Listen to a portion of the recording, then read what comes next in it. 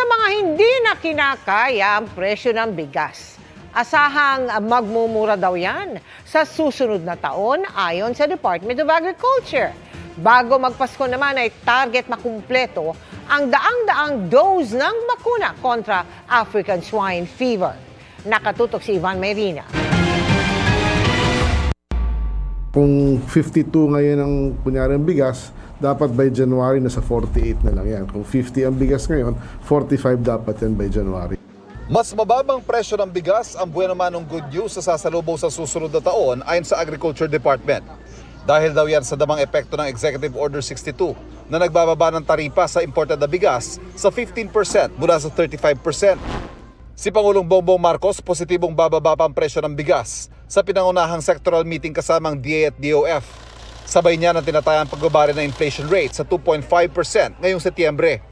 Bahagyamang tataas habang papalapit ang Pasko. Pasok pa rin daw ito sa 2 to 4% target ng gobyerno. For the full year, we're looking at the total inflation rate to be about 3.4%, more or less. No? And the beauty about reducing inflation is that your GDP growth goes up and more jobs can be created, your borrowing cost goes down. Possibly, we can reduce interest rates further. Mas maliit ngayon yung interest rate na babayaran ng gobyerno, pero higit sa lahat, pababa na rin yung interest rate, halimbawa sa credit card ni Juan de la Cruz. Kasabay ng karaniwang pagdoble ng demand sa karning baboy ngayong magpapasko. Ang paghahabol naman sa pagbabakuna para sa African Swine Fever ng Agriculture Department.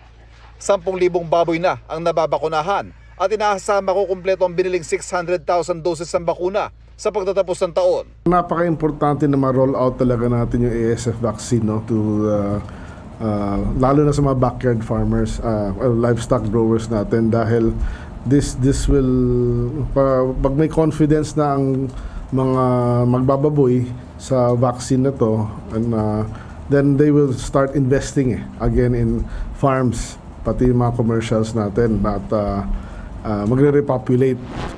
Kaugnay pa rin sa nalalapit na Kapaskuhan, tiniyak ng Department of Finance na wala silang nakikitang dahilan para maantala ang pagdating ng mga balikbayan boxes sa padala ng mga OFW.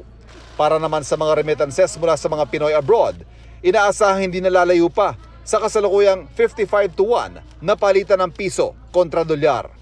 Para sa GMA Integrated News, Ivan Mayrina, nakatutok, 24 oras.